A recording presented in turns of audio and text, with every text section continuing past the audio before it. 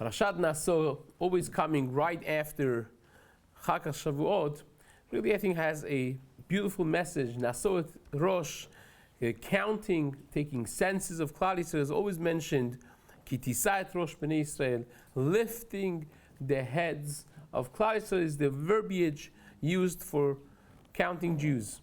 And lifting the head has within it a powerful message, whereas by Matan Torah was a mountain moment for our people. We were elevated to that level of panim, the panim, diber Hashem idmachem. Hashem spoke to every one of us, panim el panim, like the Madrigal Moshe Rabbeinu. We were lifted up to a high level. After the Matan Torah, we basically have the obligation, the task of taking the Torah to the valleys of life. You go through the mundane life of a human being with ups and downs.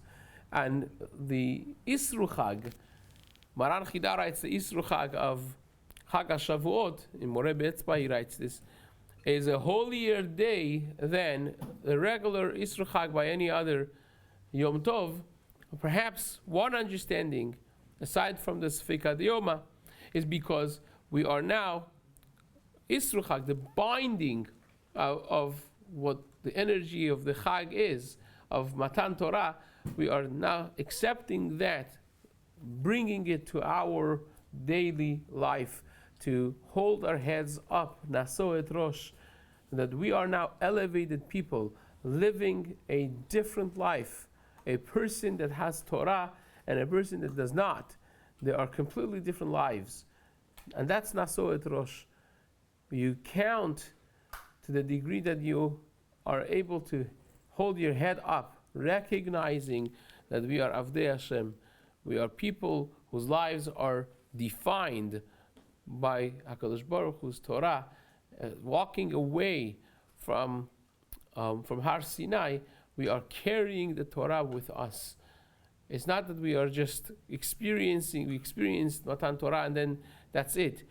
Afterwards, we are different people, and that's Naso et Rosh. It's a powerful thought. A person that walks away from Matan Torah is walking away differently. A person that's Lomed Torah, a person that's a Tameh Chacham, is supposed to be known not just with their intellect, but like Rambam writes in Chodeot, you see a Tameh Chacham from the way he eats.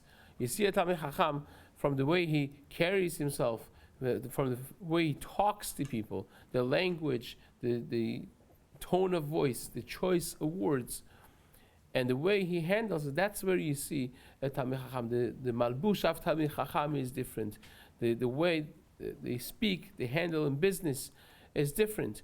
Like the Gemara says, Rabbi Yochanan said, if I walk 4 amot without Torah, for me it's considered Chilul Hashem. Rav said, if I buy something on credit and don't pay right away, for me it's Chilul Hashem. It's a different way of life when a person is Tameh Chacham. The expectation from us after Matan Torah is to be ambassadors of HaKadosh Baruch Hu. Am Hashem ele u'ma'artzo yatzau. The way the world looks at us is the people of the book. The people of the book are supposed to be acting by the books.